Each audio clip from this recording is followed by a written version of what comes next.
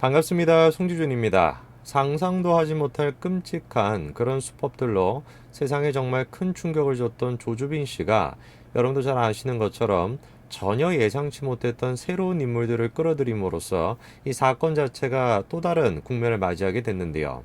오늘 저는 이 지금 국면 가운데서 여러분도 아시는 것처럼 손 사장이 지금 해명까지도 한 상태입니다만 그 해명의 내용에 대해 가지고 조금 고개가 갸우뚱해지는 뭔가 조금 이거 앞뒤가 안 맞는 거 아닌가 하는 점들이 지금 새로운 정보들을 통해서 드러나고 있습니다. 오늘 저는 그거에 대한 얘기를 좀 해보도록 하겠습니다.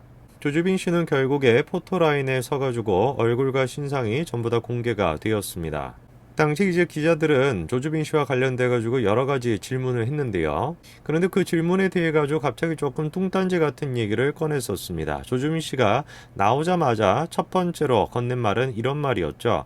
손 사장님, 김 기자님, 윤 시장님 등 저에게 피해 입은 모든 분께 사죄한다. 멈출 수 없었던 삶을 멈춰줘서 감사하다. 이런 말을 건넸었습니다.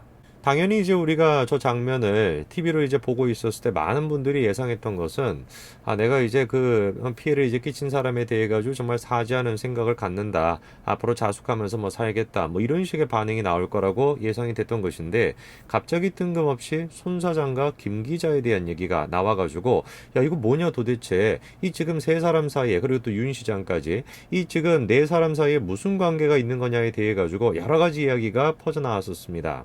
자, 이거에 대해 가지고 손 사장은 입장을 바로 내놨죠. 당시 이제 입장문을 우리가 조금 정리를 해보면은요, 손 사장이 밝히는 말은 다음과 같습니다. 이 조주빈 씨가 스스로를 흥신소 사장이라고 하면서 접근을 했다라는 것이죠. 그러면서 자기가 사주를 받았다라고 하면서 이렇게 이제 온 건데, 당시 이제 여러 가지 보도에 의해 가지고 위협을 느끼고 있었던 손 사장이 그거를 믿었다라는 거죠. 자, 그런데 그냥 믿을 수는 없으니까 증거를 조금 내놔라. 이 계좌 내역 같은 거를 네가 정말 사주를 받았다라고 하면은 그런 것들을 갖다가 내놔라라고 했더니만 돈을 입금을 했죠. 그랬더니만 이제 잠적을 해버린 겁니다. 자, 저것이 이제 손 사장이 밝힌 자신의 이제 입장 전문인데요. 우리가 당시에 저 입장문을 봤을 때 얘기할 수 있는 거는 여러 가지 이제 물론 뭐 생각이 있었습니다만 뭐 그때 당시에 같은 경우는 정보가 딱히 없으니까 뭐 그런가 보다라고 생각하시는 분들도 계셨고 그리고 또 어떤 분들 같은 경우는 조금 의구심을 갖는 분들도 계셨어요. 가장 대표적으로 의구심을 갖는 포인트가 뭐였냐면은 손 사장이라고 한다면 여러분들이 어떤 사람인지 대번에 머릿속에 딱 그려지지 않습니까? 언론사 사장입니다. 그것도 그냥 언론사가 아니라 JTBC죠. JTBC라고 하는 막강한 지금 권력을 가지고 있는 언론계에서 그런 이제 언론계 사장이 이 뭐 스물 몇 살밖에 안 되는 그런 어떤 어린아이한테 저런 식으로 휘둘린다? 저거 조금 이상한 거 아니냐라는 이제 의구심이 좀 있었고 그리고 또 두 번째 같은 경우는 돈을 입금했다라는 것도 조금 이상하다라는 것이죠. 언론계 사장이라고 한다면 기꺼이 이제 여러 가지 뭐 정보망이나 이런 것들을 통해 가지고 확인 작업을 거치는 것이 아니라 뭐 예를 들어 가지고 경찰한테 그걸 알려가지고 수사에 지금 뭐 착수하는 것이 아니라 대바람에 돈을 갖다가 입금을 했다. 그리고 난 다음에 실질적으로 그렇게 사기를 당하게 된 것인데 사기를 당하고 난 뒤에도 신고하지 않았다. 이거 뭔가 조금 이상한 거 아니냐라고 하는 여러 가지 얘기가 있었습니다. 근데 그 얘기들 같은 경우는 당시에는 뭐 확증한 어떤 그런 증거들이 없었기 때문에 의심으로서밖에 남을 수가 없었는데 그 의심이 조금 더 의심을 더 짙게 내는 의심을 조금 더 강화시키는 그런 이제 새로운 얘기들이 지금 나오고 있습니다. 자, 이번에 조주빈 씨가 텔레그램 그 단톡방에서 손 사장에 대해 가지고 언급을 했던 그 부분이 지금 공개가 다 됐습니다. 자, 지금 이제 그 내용을 보시면 이렇게 나와 있죠. 야, 내가 손 사장이랑 형 동생 하거든. 말은 서로 높이는데. 자, 그래서 믿지를 않는 거죠. 이게 말이 되냐 그게. 그랬더니만 통화를 깔까? 뭐 이렇게 얘기를 합니다. 통화란 기록이 있었다라는 뜻이겠죠. 자, 그리고 또 이제 보시게 되면은 전화는 내가 심심하면 건다. 이런 얘기도 있고요. 그리고 첫날 내가 얘기를 했듯이 박 사장님 심부름으로 왔다라고 하면은 JTBC 사장실에 그대로 갈 수가 있다. 아무 뭐 거리낌 없이 프리패스로 갈 수가 있다. 구체적으로 뭐라고 얘기하는 겁니까? 비서가 내려와가지고 화물 엘리베이터로 사장실로 안내를 해준다. 이렇게까지 지금 얘기를 했다라는 겁니다. 지금 저 공개되어 있는 텔레그램의 내용에 따르게 되면은 손 사장이랑 그 다음에 조 씨 같은 경우는 굉장히 친한 사이였다라는 걸 우리가 알 수가 있습니다. 그리고 또 심지어 같은 경우는 사장실로 프리패스를 할 수가 있다. 자유롭게 그냥 뭐 드나들 수가 있다. 이런 얘기까지도 지금 하고 있죠. 저 얘기가 만약에 사실이라고 한다면은 손 사장의 입장문에 대해서는 우리가 조금 고개가 갸우뚱해질 수밖에 없습니다. 왜? 실질적으로 같은 경우는 조 씨가 지금 어떤 사람입니까? 손 사장이 밝힌 입장에 따르게 되면은 자기한테 지금 사주를 받고 자기를 갖다가 지금 이런 식으로 피해를 끼치려고 하는 사람이 조 씨인데 그 조 씨에 대해 가지고 형 동생 하면서 지내고 자유롭게 사장실을 갖다가 드나들 수 있었다? 이 말이 앞뒤가 안 맞게 되겠죠. 물론 이제 우리가 텔레그램의 저 내용만을 가지고서 조 씨 얘기가 다 사실이라고 얘기하는 것도 당연히 불가능할 것입니다. 그런데 윤 전 시장의 얘기에 따르게 되면은 이거 정말 사실이 아닌가? 이런 생각이 조금 드는 그런 대목이 있습니다. 자, 황당한 얘기 같지만 윤 전 시장의 지금 얘기에 따르게 되면은 오히려 지금 조 씨의 주장을 뒷받침해주고 있다라는 겁니다. 어떤 내용인지를 갖다가 보니까요. 윤 전 시장에게 이제 조 씨가 접근을 해가지고 원하는 내용을 내가 방송에 내보낼 수 있도록 해주겠다 이렇게 얘기를 했고 실제로 이제 그의 대리인을 갖다가 보내가지고 윤 전 시장과 함께 JTBC 사옥을 방문을 해가지고 손 사장을 만나게 했다라는 것이죠. 윤 전 시장의 지금 얘기에 따르면 어떻게 되는 겁니까? 내가 지금 JTBC 사옥으로 갔을 때 조 씨 대리인과 스튜디오 옆에 있던 손 사장 사무실까지 함께 갔다라는 것이에요. 자, 그러면 이제 우리가 이해가 안 되는 것이 청부 지금 의뢰를 받았다라고 하는 조 씨 대리인을 사무실까지 불러 들어가지고 만났다? 이게 도대체가 이게 피해자랑 지금 그 관계라고 볼 수가 있냐? 이 말이 안 된다라는 것이죠. 자, 그래서 윤 전 시장의 저 얘기가 과연 사실인지, 그리고 이제 그 조 씨의 대리인과 손 사장이 정말로 알고 지내면서 이렇게 만나기까지도 했는지, 이거에 대해서는 철저하게 수사가 이루어져야 될 것입니다. 자, 그리고 조 씨의 이번에 공개된 텔레그램에 따르면은 굉장히 조금 유의미한 부분이 한 부분이 더 있는데요. 이런 얘기가 있습니다. 사적인 거라 가지고 얘기는 못하는데 얘기는 못한다면서 다 얘기를 하죠. 과천 주차장에 있던 그 CCTV 블랙박스를 제거한 게 자기 자신이라는 겁니다.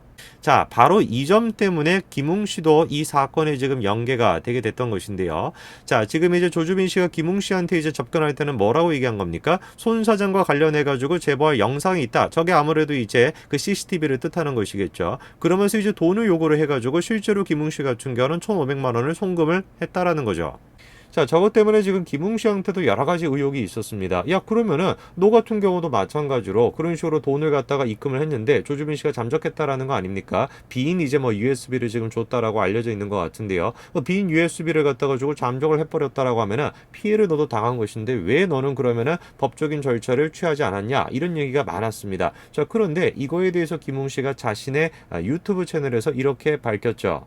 조주빈을 잡은 거는 바로 자기가 신고해서 잡은 것이다 라고 하는 내용의 유튜브 영상을 올리셨고 거기서 실제로 자기가 경찰로부터 받은 그 편지까지도 이렇게 공개를 했습니다. 자, 그렇기 때문에 우리가 생각할 수 있는 것은 뭐냐면은 조주빈이라고 하는 그 인물에 의해서 피해를 받은 사람이 지금 여러 사람이 있습니다만 그 중에 한 명이 손 사장인 것이고 또 그 중에 한 명이 지금 김 기자인 것인데 손 사장 같은 경우는 의문스러운 점들을 많이 보여주고 있죠. 그렇죠? 피해를 받았다라고 하는데 그 대리인을 갖다가 뭐 사장실까지 뭐 사무실까지 직접 불러가지고 만났다라는 등 형 동생 하면서 지낸다라는 등 여러 가지 지금 의혹이 많고 가장 결정적으로 같은 경우는 신고를 하지 않았다라는 게 굉장히 좀 의문스럽습니다. 자, 그에 반면에서 김웅 기자 같은 경우는 마찬가지로 피해를 받았습니다만 어떻게 했다라는 거죠? 경찰에 그거를 수사를 의뢰를 했다라는 것이죠. 자, 이번에 김웅 기자의 그 유튜브 채널에서 이 조주빈 씨와 관련되는 여러 가지 의혹들에 대해서 김웅 씨가 입장을 밝혔는데요. 거기서 조금 우리가 생각해 봐야 되는 점이 있습니다. 김웅 씨는 자신의 유튜브에서 이렇게 이제 내용을 밝혔습니다. 당시에 매우 절박한 상황이었으며 내가 기소까지 이제 당하다 보니까 내가 나서지 않으면 사건의 실체가 밝혀지지 않을 것이다라고 판단을 했다라는 것이죠. 자, 그래가지고 이제 신고를 하게 됐다라는 건데 뒷부분은 보면 이런 얘기를 하십니다. 조주빈이라는 사람은 상당히 주도 면밀했다. 어느 정도냐고 하면은 그 사람과의 통화 녹취를 들려주기도 했다라는 거죠. 그 사람이 누구냐? 그 사람과 아는 사이, 호용호재하는 사이, 그리고 무엇보다 내가 들은 그 사람의 목소리는 조작일 수가 없었다라는 겁니다. 어떻게 보더라도 그 사람과 조주빈은 친분 관계를 쌓고 있다라고 생각할 수밖에 없었으며 조주빈은 그 사람과의 녹취록 일부를 텔레그램 메시지로 보내주기까지도 했다라는 것이죠. 김훈 기자는 지금 이제 저 녹취록이 아직까지는 공개할 시점이 아니다라고 생각을 했다라고 해가지고 공개를 안 하고 있는 것으로 확인이 되고 있습니다. 자, 그러면은 저 녹취록의 내용이 지금 이제 김훈 기자가 밝히는 바에 따르게 되면 그 사람이다라고 지칭하고 있지만 그 사람이 누군지는 우리가 충분히 추론할 수 있지 않겠습니까? 그 사람과 조주빈 씨 간에 나눈 대화, 그 대화를 조주빈이 김웅 씨한테 들려줬다라는 것이고, 그 내용을 들어봤었을 때는 김웅 자기 자신에 대한 말도 못할 그런 어떤 개인적인 폄하 이런 것들이 들어가 있었고, 뿐만 아니라 그 녹취록에 따르게 되면은 그 사람과 조주빈 씨 둘 사이에 친분 관계가 있다라는 것도 알 수 있다라고 지금 김웅 기자가 얘기하고 있는 거 아닙니까? 글쎄요. 저 녹취록이 과연 공개가 된다면은 어떤 파장을 불러일으킬지 그거는 우리가 또 지켜봐야 되겠습니다만, 김훈 기자는 철저하게 이렇게 자신의 입장을 밝히고 있습니다. 가족을 갖다가 그렇게 해야라고 하는 사주를 갖다가 받았고 그에 대한 정보를 얻기 위해서 입금을 했다라고 말하는데, 정상적인 사람이라고 한다면은 입금이 아닌 신고를 했어야 한다. 조주빈과 손 사장, 그리고 윤 시장, 윤 전 시장, 이 사람들 간에 어떤 얘기가 오고 갔고 실제로 어떤 일이 있었는지에 대해 가지고 경찰은 철저하게 수사를 해야 될 것입니다. 오늘까지 말씀드리겠습니다. 감사합니다.